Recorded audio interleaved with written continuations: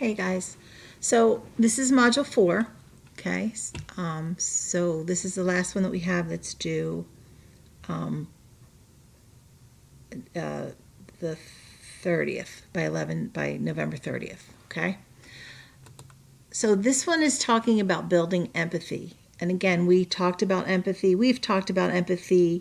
ad nauseum, which means until we're sick of hearing about it last year.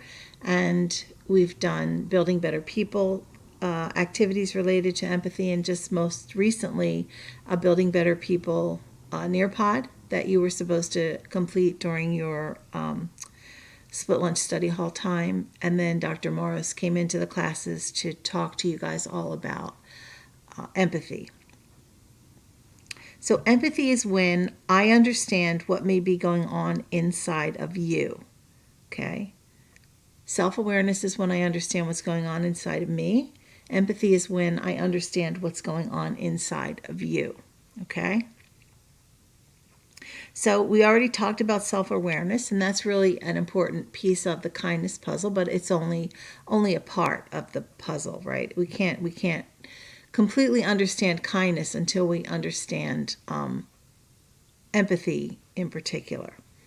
Okay, so you have unique thoughts and feelings and experiences, and so does everybody else. They have their own unique world that they live inside of. Okay, and one of the key attributes of kindness is the ability to put ourselves in other people's shoes, right? It's the ability to look at the world from somebody else's perspective, and that's a big word. Perspective means their point of view, okay? So when we look at somebody at the world from somebody else's perspective, right, we can try and imagine what they may be thinking, what they may be feeling, what they may be needing in a particular time. Okay, and I think you can see how understanding that about somebody else and being able to put ourselves into their shoes, as it were, helps us with kindness, helps us to know how to be kind to that person. Okay. So that is called empathy, when we can kind of take someone else's perspective, or what? Perspective means point of view, the way they see the world, and imagine the emotions that they may be feeling. That's empathy. So for the first part, we have to reflect on empathy. I want you to think about a moment when you recently have felt empathy for another person, or seen things from their perspective, okay? Doesn't have to necessarily be recently. So my example that I would put here is a time I have felt empathy recently, in particular for my daughter, okay? So my daughter just bought a new house, and before she moved into her house, she sold the old kitchen because she was having her kitchen renovated. And so her kitchen was completely gone. And when she moved into her new house, her plan was to have her new kitchen installed, but then she got sick. And when she got sick, she had to be isolated and quarantined from the rest of the world for at least 2 weeks. So here she was, isolated completely on her own by herself, not able to interact with people, without a kitchen. So she couldn't even cook meals for herself, or even boil water, okay? So that was a time when she was going through a very difficult time, and I was able to feel empathy for her with regard to that. Okay. So part 2 in this face-to-face section is the idea that one way you may be able to understand how someone's feeling or thinking is to observe their facial expressions. And we kind of talked about that in the last one with the little emoji things, right? Looking at those emojis and the expressions and try and figure out what they meant, what they represented, right? Sometimes people's body language, and we talked about that too, or their tone of voice may give you a clue as to how they're feeling, right? And we talked about those before in respect to ourselves. When I behave a certain way, when I speak with a certain tone of voice, right? When I have a certain facial expression, I have to start to understand that means that I seem angry. So this is where empathy comes in. Somebody else is looking at those and they're seeing that in me and they're trying to figure out what I'm going through and what's going on in my head. So you're trying to look at somebody else's facial expressions and determine the emotion. So what we did, and again, this is where you kind of really are missing out on being in class, but we kind of took turns showing different facial expressions and guessing what they were trying to show. Okay, so if somebody's had a big smile on their face and they were kind of clapping their hands, you might say, well, they're happy. Okay, if they had their brows were like furrowed together and clamped down almost over their eyes and they had a grimace or a frown on their face, you might say, well, they're angry, right? If they just kind of looked down and had a little bit of no real expression on their with their mouth, right? Not doing anything, but just kind of looked down and kind of had their head hung down, you might say, well, they seem like they're depressed. Okay, so those are the kinds of things that we did with facial expressions. If you have, if your eyes are really wide open and you typically you see somebody, it looks like they're maybe biting their nails and their eyes are wide open, you might think, oh, maybe they're really afraid. Okay, so those are the kinds of things. So think about that and think about why is it important to be able to interpret facial expressions and body language? Why is that important? And again, we talked about this already. A lot of this is just stuff, if you go back and think about what we did, you can come up with the answers easily. Okay, so why is it important to be able to interpret facial expressions and body language? Okay, why is it important? And think about your relationships with people. Why is it important when you walk into a room to be able to look at your parent or your sibling and maybe tell what kind of mood they're in? Okay, why is that important? How does that connect to kindness? And again, we talked about that in the maybe the second module, right? How does knowing and understanding somebody's mood connect to kindness? Being able to read their facial expressions.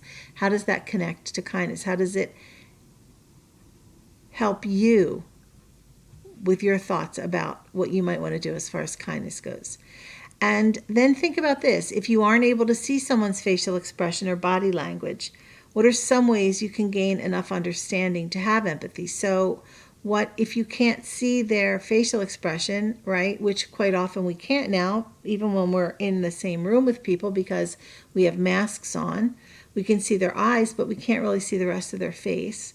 And we can't see body language sometimes, right? Especially if we're on a meet, some kind of a Zoom meeting, and you guys have your cameras turned off, which is going to change, right? You know, coming up next week, you have to keep your cameras on from now on so that we can see your beautiful faces.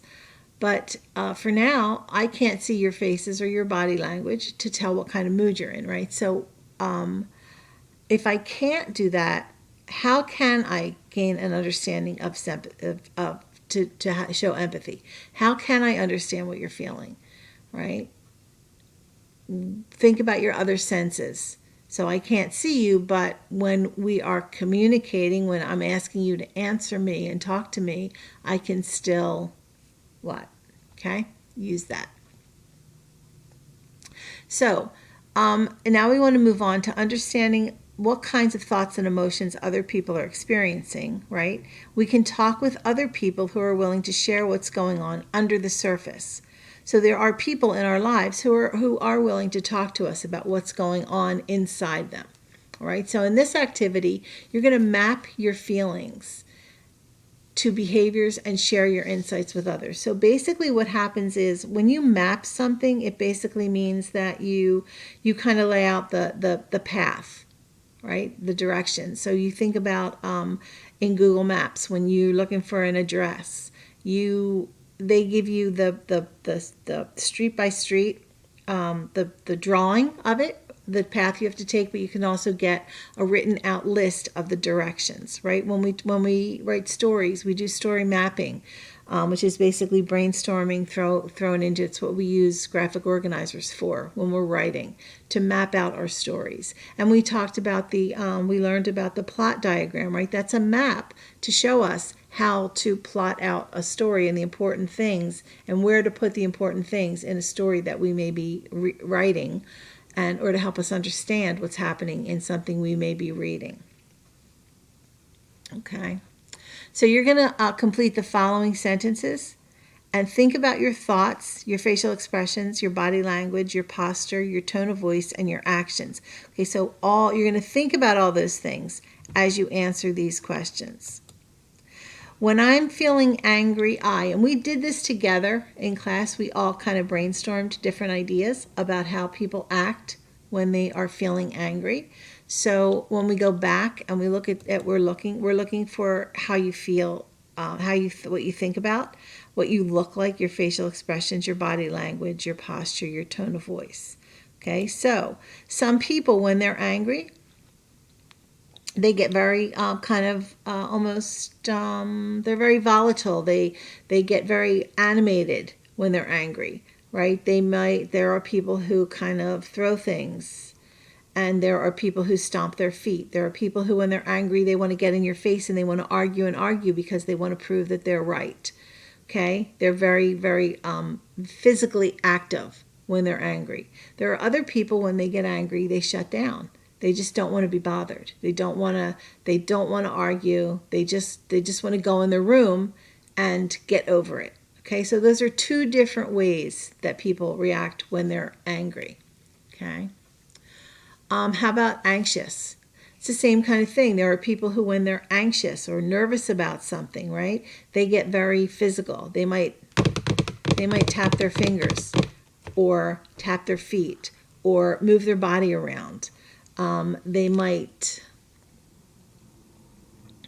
talk nonstop, right? Because sometimes when you're just anxious or nervous about something, you just keep talking because the silence is really bothering you and you can't listen to silence and you don't know what's coming up next. And so you're anxious and you're nervous and you just want to keep talking and talking and talking. And then there's other people who when they get anxious about something or nervous about something, again, they just kind of withdraw. They don't really want to interact. They just want to kind of lose themselves inside of their own heads. Okay, so you're going to think about which is it of you, right? You're going to answer which is those is the way that you respond when you're angry and when you're anxious or when you're excited. Same thing. Some people when they get excited, they squeal, right? Ooh! Ooh, yay! And other people just kind of keep a very deadpan expression on their face, which means they don't really change their emotions. And this is something that is quite often explored in comedy. So because it's not what you would expect how somebody to react when they're excited, but there are times when they'll have characters in a comedy series or a movie who has that just doesn't change their facial expression, doesn't change their tone of voice. And their friend will say, I don't understand. Aren't you excited? This is what you wanted. And the person will, in that same tone of voice, without changing their face, say, yes, I'm very excited.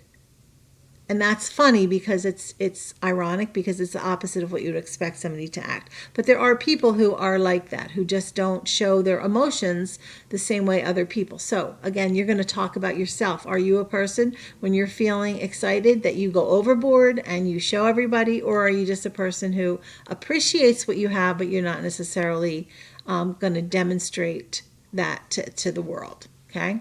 And then once you finish that, you're going to reflect on one major similarity and difference between you, yourself, or one of your classmates. And again, here, all you're going to do is pick one of these and write about what your answer was, and then what I already just talked about the opposite choice could be, and kind of make a comparison about how somebody else might act as opposed to the way you act. Okay. Then we're going to talk about empathy and action. Remember, empathy is the ability to feel what someone may be feeling or see things from their perspective. Remember that big word, perspective, or their point of view. It's almost like you're putting yourself inside their head and you're thinking about what they're thinking and you're seeing the world through their eyes. You're standing in their shoes, we say quite often. Okay. This means that empathy starts as an internal process. So what does it look like? It starts on the inside. And what does it look like when it's put into action? So in this activity, you and your classmates are going to brainstorm different ways that you can put empathy into action right now. And again, we kind of talked about this in class. So some emotions that someone might have who could benefit from empathy, right? So empathy is when you try and see the world from somebody's perspective. So an emotion that a person might be feeling would be sorrow, would be grief, might be depression, okay? Might be anxiety. Think about different things, and you're just going to kind of list those there. You can just list a bunch of different emotions that people who may be experiencing that you think could really benefit from somebody showing them empathy, somebody understanding what they're feeling, right? So a lot of these are going to be negative emotions and feelings that people have. So now we're going to create a plan. You're going to think about someone you know who may be experiencing one of the emotions that you wrote about in that last slide, right? Okay, loneliness, isolation could be one of them. All right, and then you're going to imagine, you're going to try to put yourself in their shoes, and you're going to try to imagine what they may be feeling and see things from their perspective. And then you're going to create a plan to put your empathy into action, to show this person kindness in a specific way. So, who am I creating a plan for? I'm going to put my daughter in here. I don't want names, but I can say, you can say, I'm going to create a plan for a family member. I'm going to create a plan for a close family member, a family member who doesn't live with me, a family member who does live with me. I'm going to create a plan for my best friend or a friend who I don't get to see very often. Okay, I don't want you to put any names or be very specific, but just give me an idea of the relationship you have with this person. And then what do you think that they are feeling or thinking and why? So I'm going to use my daughter. And I'm going to say, well, I think what she's feeling is maybe she's a little bit depressed. She's certainly feeling lonely and isolated because she is. She's probably feeling hunger, which is a physical feeling and not necessarily an emotion, but it's something that she might be feeling, right? She kind of feels maybe helpless and maybe even hopeless, right? Because when you're sick and when you're in the middle of something, sometimes it's hard to see that you're going to come out the other side of it. You just kind of get lost in the moment, right? So those are the things that I'm going to say that she may be feeling or thinking, and why. Why is she feeling those things? And the why is, I told you, because she's not sick now. She's better, but I'm just going to pretend that she's still sick, because she's sick and she's alone, living alone in her house, and she has no kitchen in her home. All the work had to be put on hold until she recovers and can have people around her again. So how will you show them kindness? Okay, so in the case with my daughter, I can't physically go to visit her because she's in isolation. So what can I do? Obviously, I can text her. I can FaceTime her and phone call her, right? And which we did quite a bit while she was going through this. And just try and, so she has some human contact, because that's really important in life to have human contact. And the other thing that I can do from a practical sense is I can make her meals and bring her meals, which I did. And the other thing that I could do is maybe send her a little gift to kind of try and brighten her day up, which I did, right? So those are those are the ways that I put my empathy into action. I thought about what kinds of things might I appreciate if I were feeling that way. And so then I tried to turn it into something I could do for her. Obviously, I don't expect you guys to be making meals for anybody or to buy them gifts, but you can certainly make phone calls. You can send emails. You can FaceTime, okay? You can text, all right? So those are the kinds of things I want you to tell me in here. You're going to pick a person. You're going to tell me what they're feeling and why, and then you're going to tell me what you could do to help them. Now we're going to reflect, okay? So we've practiced empathy in several ways. We've talked about it for all these slides. Okay, so now we're going to think about what can I do to feel empathy more consistently? What can I do in myself? How can I remind myself to feel empathy more consistently?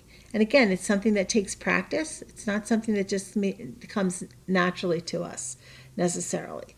Okay, so what kinds of things can I do? I think about I can make lists of people, and I can remind myself. I set a reminder on my phone to think about somebody every day and what they might be going through, especially somebody that I think, or remind myself to look around. We talked about the mindfulness exercises, right? We can do some of the mindfulness stuff and use that time when we're breathing and when we're relaxing our muscles or whatever we decided to do to think about other people. Okay. How is empathy connected to kindness, right? Why is empathy important to kindness? If I'm not empathetic, if I don't know what somebody is going through, if I can't understand it, then maybe I can't be as kind to them as I would like to. Okay. How can I overcome current challenges in the social distancing and face mask world that we're living in? How can I overcome some of those challenges, right? And again, this is kind of what we talked about in this section, what I talked about for my daughter, some of the things that I did, right? Those are some things that you can do. You can send people texts, you can make phone calls, you can write actual letters and send cards, especially if you're thinking about an older relative, a grandparent, or an older aunt or uncle, and they appreciate that, getting cards. Or an old teacher, maybe, who you know who's old and misses you, seeing you guys on a regular basis. You can send that person a card or an email or a text or a FaceTime or a phone call, right? And then what are some ways that I can put empathy into practice right away, right? What are some things that you can do right away today to practice empathy, to start practicing, right? And think about things that you can do every day, small little things that you can do every day. And that might come up here too. What can I do? I can start practicing every day to do something. Say every day I want to do something that shows empathy to someone. And that might be another way that you can start to practice to feel it more consistently and to express it more consistently. Okay? All right, so finish up these. And like I said, all 4 of these are due by Monday, the November 30th. Okay? And the grades will reflect your completion, and then your writing grade is a separate grade. So make sure that complete sentences, make sure you spell words, punctuation, capitalization, and complete sentences. All right? Okay, guys.